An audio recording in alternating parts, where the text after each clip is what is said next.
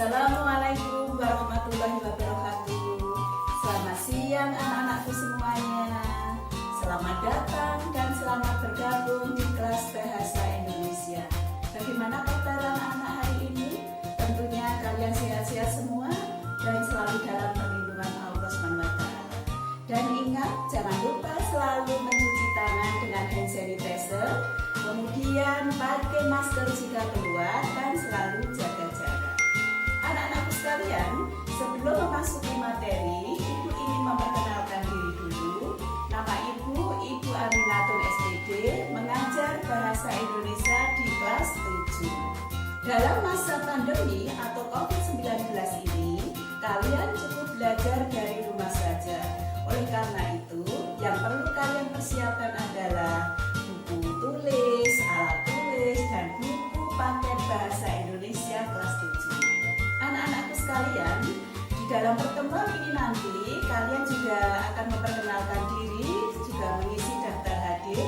Selanjutnya nanti kalian bisa membuka pelajaran bab 1 tentang deskripsi. Kalian bisa langsung masuk ke classroom. Silakan. Materi bab 1, teks deskripsi.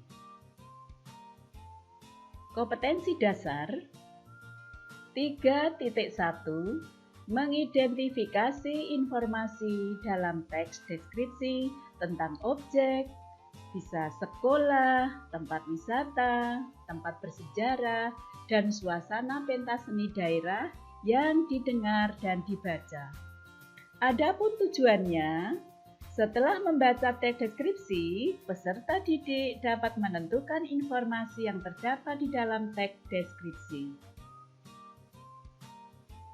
Anak-anak, apakah kalian pernah mendengar lagu Rayuan Pulau Kelapa karya Ismail Marzuki?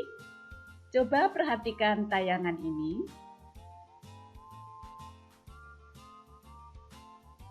Tanah airku Indonesia, negeri elok amat ku cinta, tanah tumpah darahku yang mulia, yang kupuja sepanjang masa. Tanah airku aman dan makmur, pulau kelapa yang amat subur, pulau melati pujaan bangsa sejak dulu kala. Melambai-lambai, nyiur di pantai, berbisik-bisik, Raja Kelana memuja pulau, nan indah permai.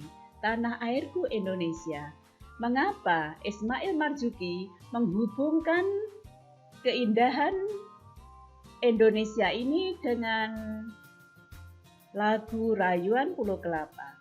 Tahukah kalian mengapa lagu berhubungan dengan teks deskripsi?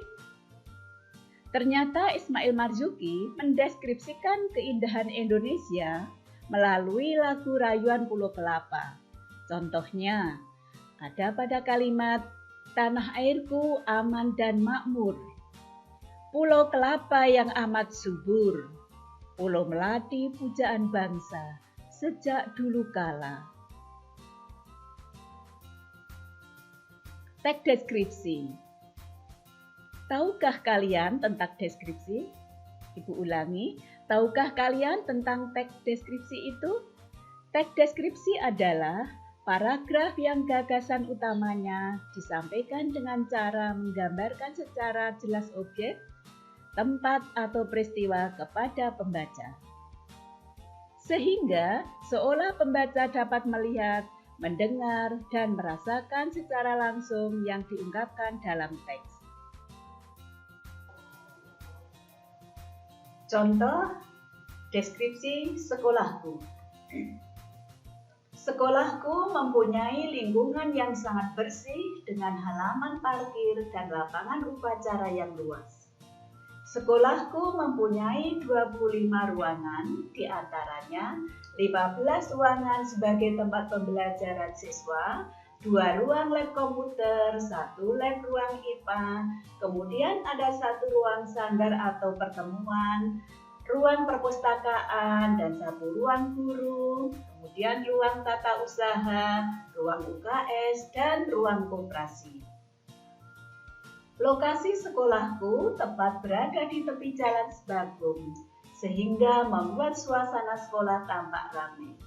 Sekolahku mempunyai musola yang besar yang biasanya digunakan untuk sholat berjamaah. Gedung sekolahku berwarna hijau dan dikelilingi pagar dan 2 pintu gerbang yang sangat megah.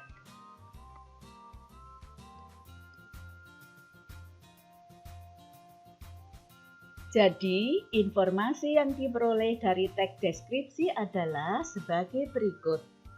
Paragraf 1 memperkenalkan tentang lingkungan sekolah. Paragraf kedua menjelaskan tentang jumlah gedung atau ruang sekolah. Paragraf ketiga menjelaskan tentang lokasi sekolah.